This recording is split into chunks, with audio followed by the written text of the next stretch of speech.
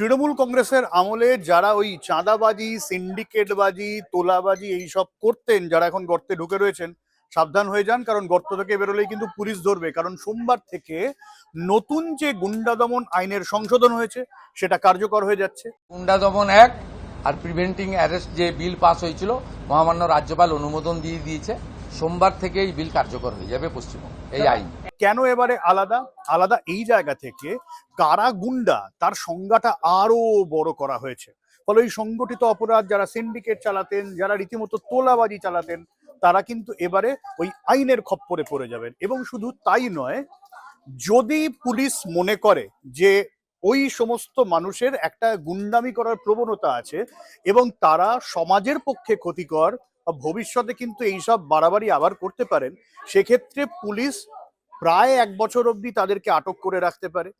এবং এই জায়গায় দাঁড়িয়ে ডিজিটালি নজরদারিও কিন্তু চলতে পারে। যদি এরকম মনে হয় যে আপনি ক্রমাগত কোনো একটা ইস্যুতে একটা সংঘবদ্ধভাবে অপরাধ ঘটানোর চেষ্টা করছেন, উস্কানি দিচ্ছেন, যেটা আরো বড় আকারে যেতে পারে, সেই জায়গা থেকে কিন্তু পুলিশ আগে থেকে আপনার বিরুদ্ধে ব্যবস্থা করতে পারে।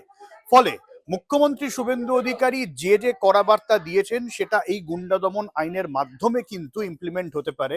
আপনাদের মনে থাকবে বারুইপুর কাণ্ড, আলাদা কোন জায়গা থেকে বারুইপুরে যারা ধর্ষণে অভিযুক্ত তাদের বিরুদ্ধে ব্যবস্থা নেওয়া হয়েছে।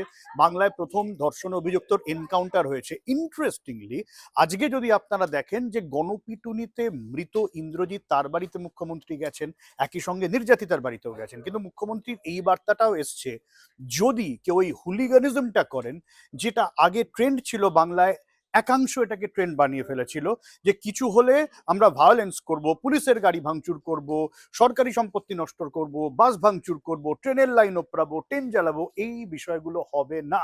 এবং সেক্ষেত্রে যদি কেউ করেন শাস্তি হবে। এবং তার ভরপাই কি করে হবে?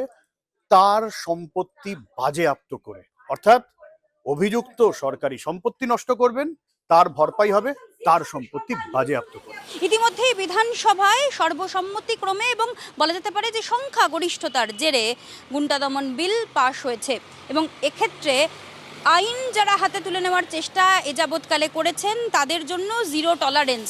ভবিষ্যতেও কোনোভাবে আইন হাতে তুলে নেওয়া তো যাবেই না, উপরন্তু এমন চেষ্টা যদি কারোর মাথাতে এসেও থাকে তবে সেই চেষ্টা থেকেও বিরত হয়ে যান।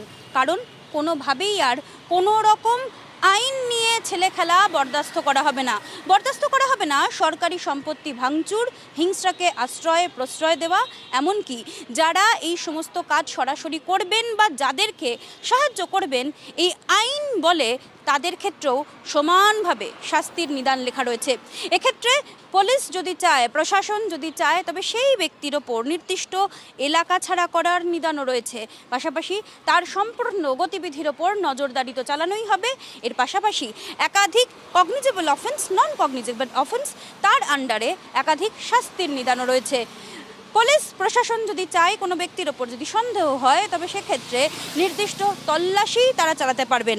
এর পাশাপাশি এই বিলে বলা হয়েছে যে সমাজের বেশ কিছু অংশে যারা অসামাজিক কার্যক্রমে জড়িয়ে রয়েছেন তাদেরকে বিরত থাকতে হবে। কোনোভাবেই রাজ্যে কোনো রকম কোট আনকোট গুন্ডাগিরি, অশান্তি, রাজ্যের শান্তি শৃঙ্খলা ভঙ্গ করার চেষ্টা, সে থেকে বিরত থাকতে হবে। এবং এর পাশাপাশি কোনো রকমভাবে উস্কানি দেওয়ার কাজ যারা করবেন সেটাও আর করতে পারবেন না। আইনের শাসন প্রতিষ্ঠা হয়েছে নতুন সরকারের এই নতুন বিলে। সাধারণ মানুষের সুনিরাপত্তা সেটা সুনিশ্চিত করা হয়েছে। এমনি আরো খবর পেতে ফলো করুন জি 24 ঘন্টা ডিজিটাল।